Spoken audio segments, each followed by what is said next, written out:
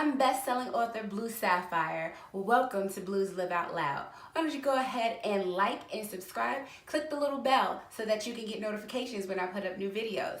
And if you look in the description box, you'll be able to find my website so you can find out more about me and my books.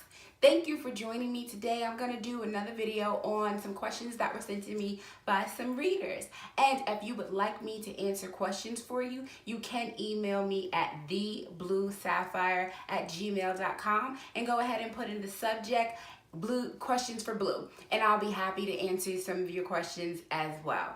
So we're going to go ahead and get into the questions that I have. Have you always had a vivid imagination? Absolutely. I have always had an imagination. I think as young as 2. If I can remember far back right enough, as young as 2, I've always thought up stories and saw different characters and things. So yeah, I've always had a very vivid imagination. Next question. What do you believe is the formula for a great romance? Wow, that's a good question. The formula for a great romance, for one, a happily ever after. The book should end in a happily ever after. I know that I've done cliffhangers with the Yours series where the first book didn't end in a happily ever after. It didn't even end in a possibly happily ever after, but that was only because I knew that there were 2 more books in the series and they would eventually get to their happily ever after. I think that mutual respect is important for the right formula for a romance. Growth is definitely important. I feel that if characters start one way in the book, they have to have somewhere to grow. Once again, with the Yours series, I felt the need to grow Saffire throughout the 3 books. A lot of people were annoyed with her in book 1, like, oh my God, she's so weak. But that was intentional because I knew we had 2 more books to go. She couldn't go through her whole transformation in book 1. It was a process. I think that a good romance takes you through the process with both characters. They're learning, they're growing together as well as individuals. So I think that's important in a good romance. And definitely the love between the characters. You want that love. You want to see them care for each other. You want him to care for her and her to care for him. And always doing it in a unique way. It shouldn't be the same proposal, the same love scenes, the same interaction. I think that every character should have its own voice, and every couple should have their own interaction. It should manifest differently. So to me, that's the formula for a good romance, a good love story, a great love story. Overcoming is another good one for a great love story. So next question. Do you plan on ever making your books into series or movies? Yeah. I definitely would love to see all of them as a series or movie. I was actually moving forward with that process last year, but I met a few hiccups. But definitely getting back on track to make that happen. I think that we ran into the hiccups because I wanted to do one series, and I don't think that's the one that we should have started with. I know why I plan to start there, but now I'm kind of thinking something else and I want to start somewhere else. So it's definitely something that I want to do. Definitely. Absolutely. I think this next question kind of piggybacks off of the last question.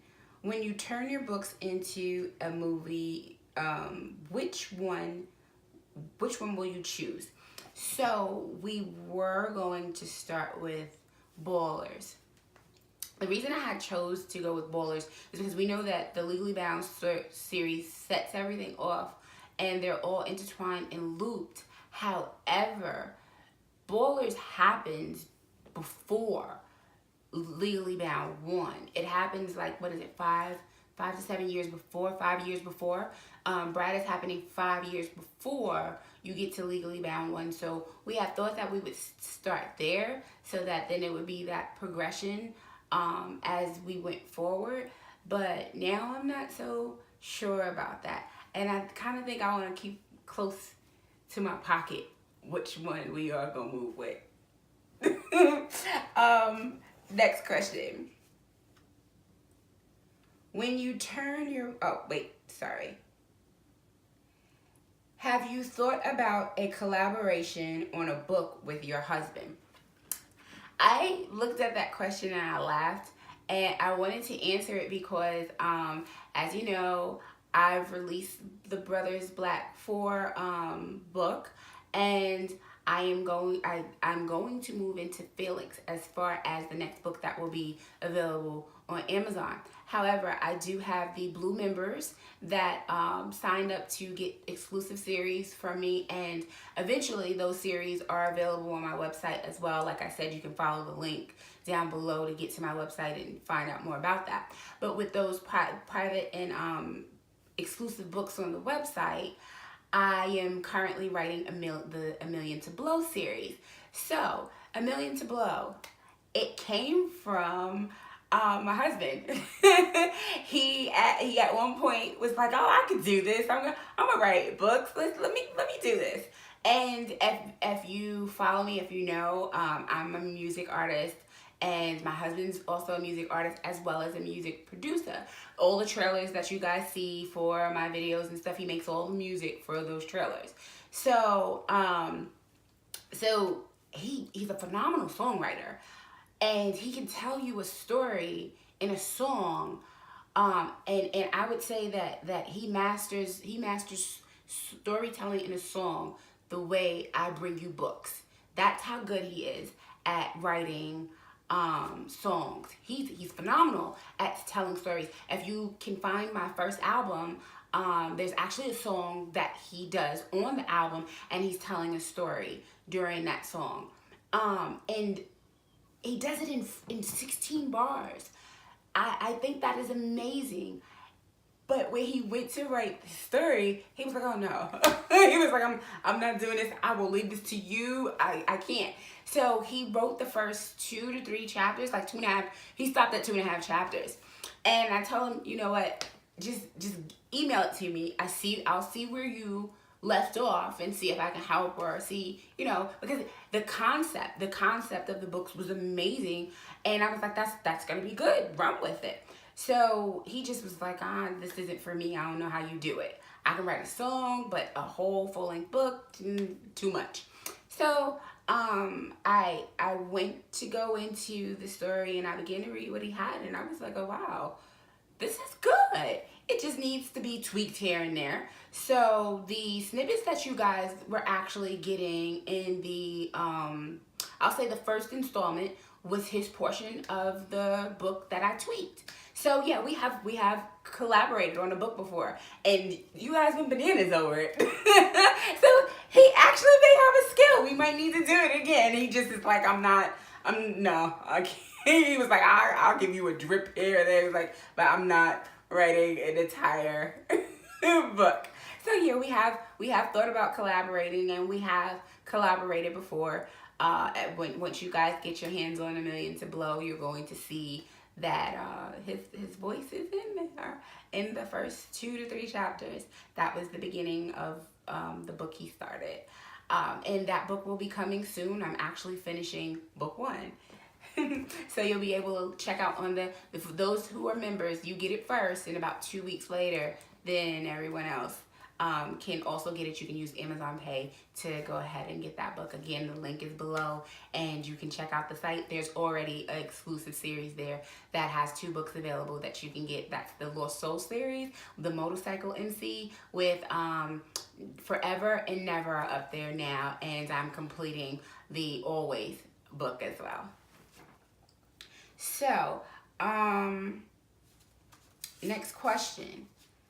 How do you know which characters you will write about next?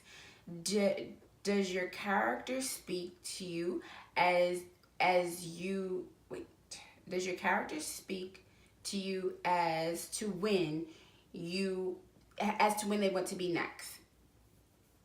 So, yeah, they do, actually.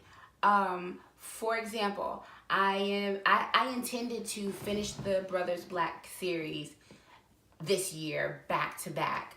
I was gonna go from one brother to the next, and I woke up one morning and another character. I don't know if I'm ready to share with you which series it was, but another character from another book, which I've always known that this particular book was. It has to. It. I knew it had something to do with Jonathan, book 7.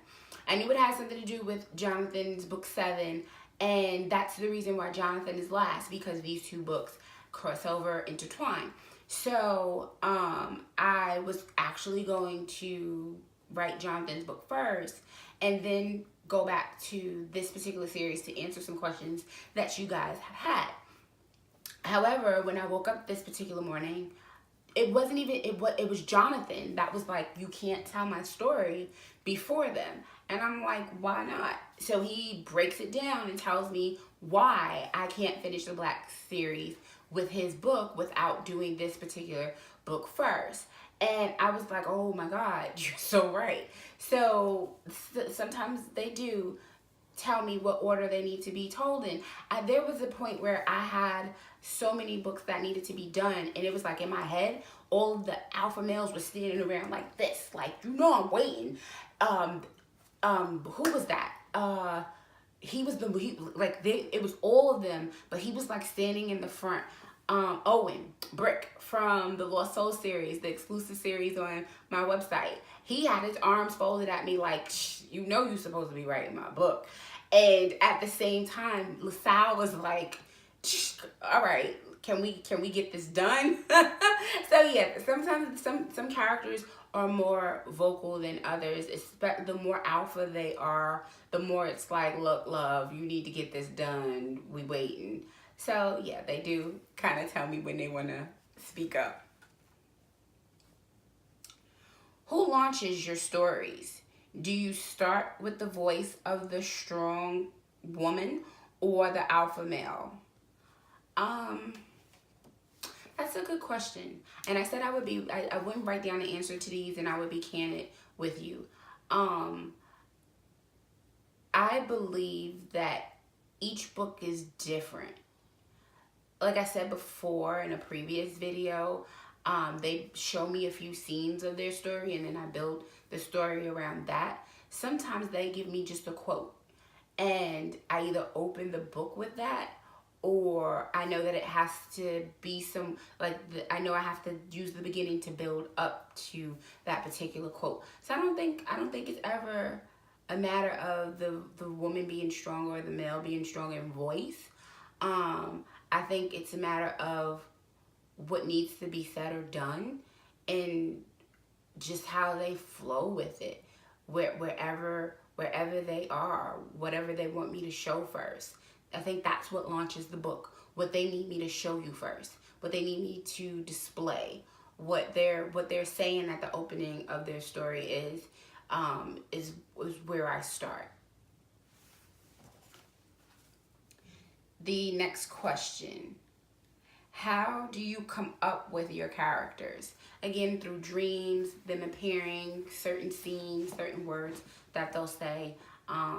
Then that will lead me to coming up with the characters. The 7 brothers, started with, like, I had a conversation with a friend. They said something that resonated with me, and then I started to map out, well, I'm going to do these 7 brothers. And then it was like, okay, we're private eyes, and we also bounty hunt. And it went from there.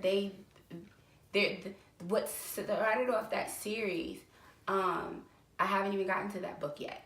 But yeah, they pretty much, my characters come by, that sometimes they'll only come by eye color. I can see their eyes only. They'll show me their eyes, and then we'll go from there. Or, you know, vague things at times. I can tell you how Wyatt came about. The scene where he slaps Nellie's behind in the club.